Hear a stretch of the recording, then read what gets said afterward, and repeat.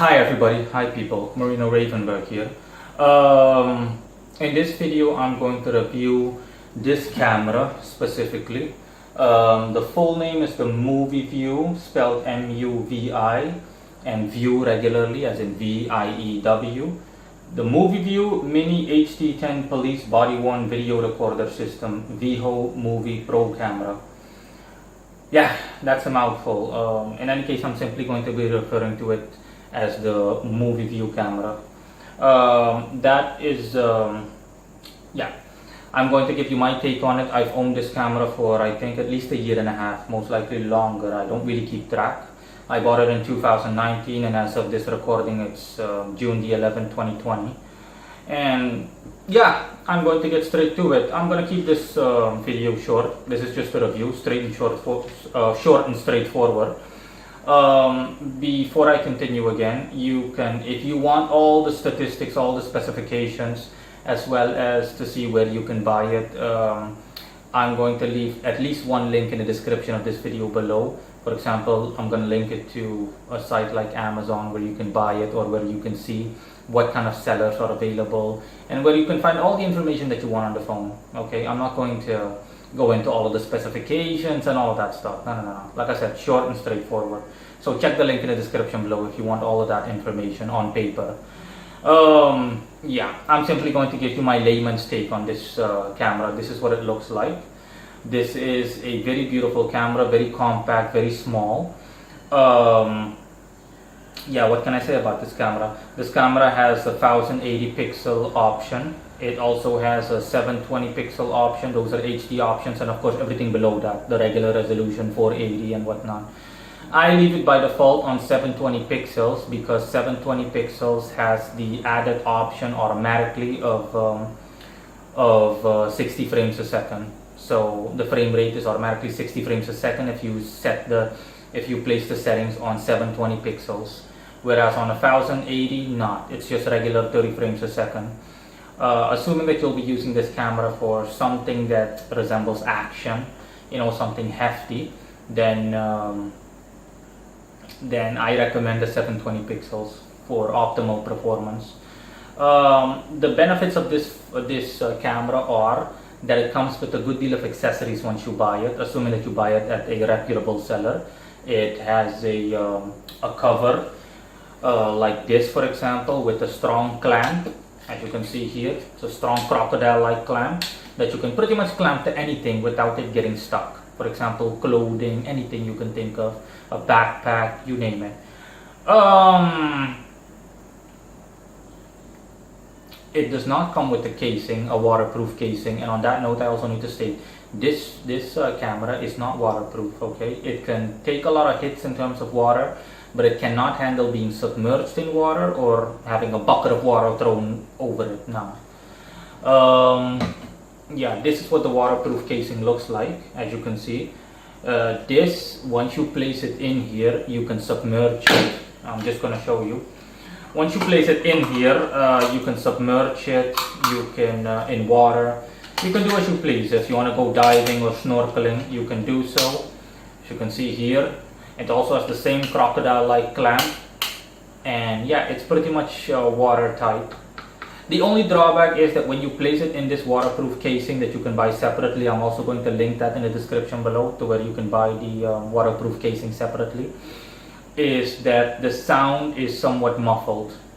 Let's just say the sound is cut by at least, I won't go so far as to say that the sound is being cut in half, but it's being cut by, let's just say 30%.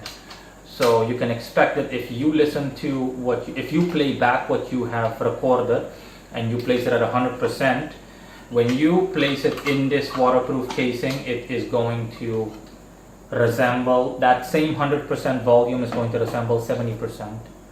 For the rest, it comes with a bunch of accessories. Again, you can check out the link in the description below for the page and all the specifications, and you'll see all the stuff that it comes with.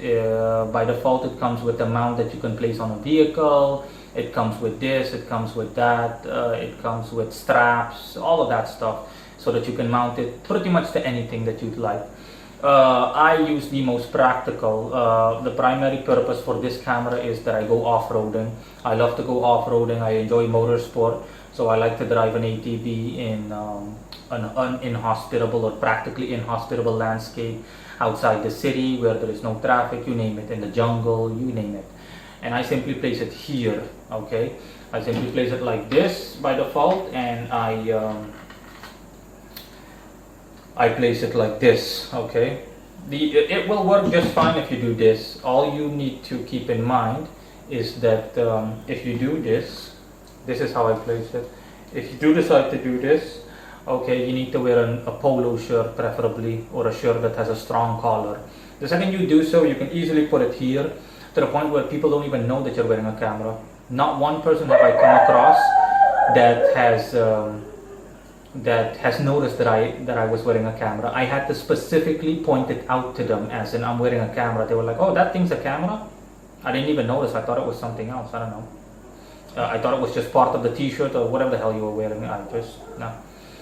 And yeah, it's that's pretty much it, and it's very handy. When you wear it on a strong collar like this, for example, it captures everything pretty much that you see, and you can move around, you can jump up and down, you can literally be it's automatically shock absorbent or shock resistant, so it doesn't matter how badly you shake, the camera will shake alongside your body and you're good to go, okay? For the rest, in 720, so in HD mode, 720 pixels, 60 frames a second, it records up to 3 hours approximately.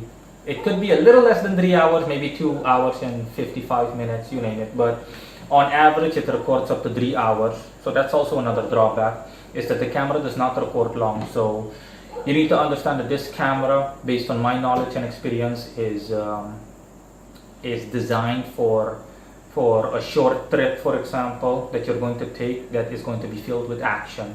So basically an action-packed sequential tour or a trip, you name it. Imagine going wild water rafting or going kayaking or doing anything, okay, that resembles what I described, what I use it for primarily, and you're good to go. I don't have a problem with the 3 hour short time span or lifespan, okay. You're not supposed to use this camera if you're going to be busy the entire day. It's only for a couple of hours of fun, and that's all, and it will record everything.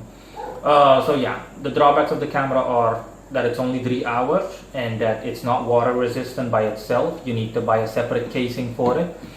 I've also, as far as I can tell, have not noticed it having any night capabilities by default, or night recording capabilities. You can record at night, but unless there is a lot of artificial lighting in the area that you're going to be in, the camera will not record anything tangible. It's going to record darkness because it's dark out at night. So yeah, I would also not recommend using it at night. When you turn it on, by default, a red light is going to glimmer. I'm going to show you. This is what you're going to see by default. As you can see here, a red light simply means that it's on.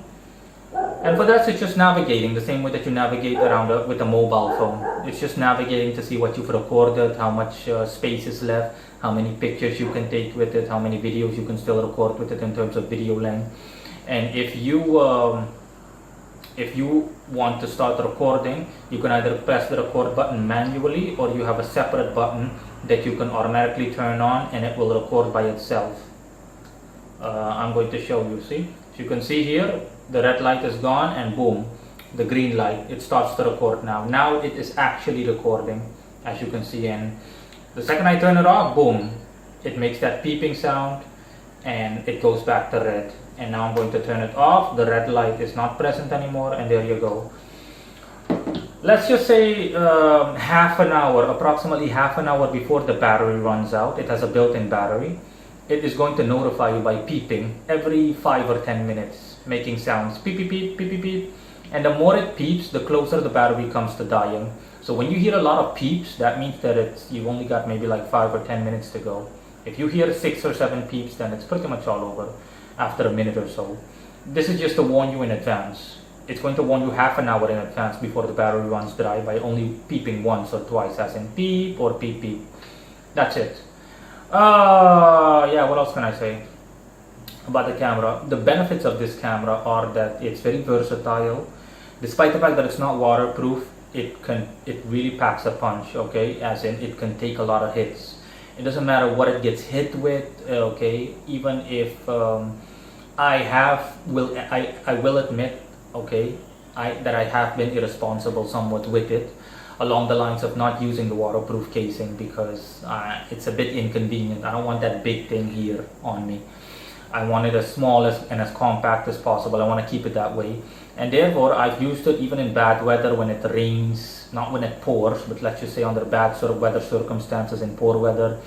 Okay, I've driven around or ridden around in water-filled pools, you name it, with it, and water has splashed on it to the point where the entire lens becomes dirty, and the camera still keeps going. Of all the times that I've gone off-roading, the camera has only failed on me once, but that was because I pushed it way too far. I pushed it well past its limit, to the point where water got inside the actual appliance. And I could, the reason I knew that is because I could see dew and I could see some kind of condensation on the inside of the display. So I was like, yeah, I really pushed it too far. For the rest, the camera is great. I love this camera. This is hands down the best camera I've ever had for off-roading purposes. I've never seen a camera like it. Of course, I'm sure that there are better cameras out there, but this is a really good camera. It's not great, but it is really good. It's well above average. On a scale of 1 to 10, I would give it an 8, a solid 8. For the rest, you have the basics, okay? You have you automatically get a data cable that you can use to transfer your stuff to transfer all of your taken, recorded material to any device, a computer, you name it. It comes by default with a data cable, and it has the default things that most mobile phones have. A SIM card that you're supposed to insert, sorry, not a SIM card, I mean a data card that you're supposed to, a micro SD card that you're supposed to insert. And I don't know exactly what the limit is, but you can find that in the description, on the actual seller's page or specifications page. There you can see all of the stuff that you'd like to know about it, how much memory it can take if you insert a micro SD card, whether it's 16 or 32 gigabytes. I think it's 16, okay, because the actual, when I plug it up to my laptop, I get 14.4 gigabytes worth of data. That counts as a hard drive, as a portable hard drive. And yeah, that's pretty much it. Nothing else comes to mind. Those are the only things that I do not like about this camera, as in the 3 hour, the fact that it only records for up to 3 hours, and the fact that it's not water resistant all on its own. For the rest, it works perfectly fine. Okay, it's not just water that I expose it to, heavy amounts of water. We're talking about dust, excessive layers of dust, to the point where the entire camera is covered in one thick layer of dust, where you can do this with it. And it still kept recording. All I do on occasion when I stop the drive and I just wipe off the lens, and otherwise it's not going to record too well, or the recording, the lens is the crucial part of it. The lens records everything perfectly fine. Otherwise it's going to be distorted a bit, only a bit distorted, okay? And for the rest, it's crystal clear, okay? People have told me how impressed they are when I show them the footage, as in, wow, everything is so clear, the entire footage is so clean and so HD-ish, everything. So yeah, I just love this camera, honestly. I can't bear parting with it. Yeah, and let's see if I forgot something. No, that's pretty much it. There's nothing else that I can share regarding this camera. That's pretty much it. The camera isn't expensive. I bought my camera for $397 on eBay from a seller. I don't know what the actual market price is, but you can expect something like that. If you're lucky, it'll be cheaper, maybe $300. I saw it on a UK based website for £179, you name it. So that's approximately what you can expect, okay? I bought mine with all the aforementioned accessories. Oh yeah, and last but not least, if you want to see actual footage of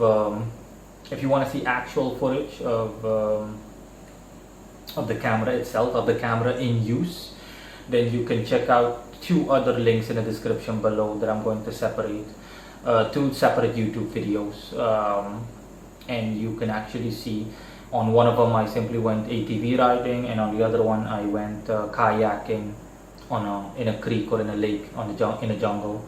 and you can actually see what it's like, you know, that way you know exactly what the camera is like and how it records and whatnot. So that's all. Thanks for watching. Bye.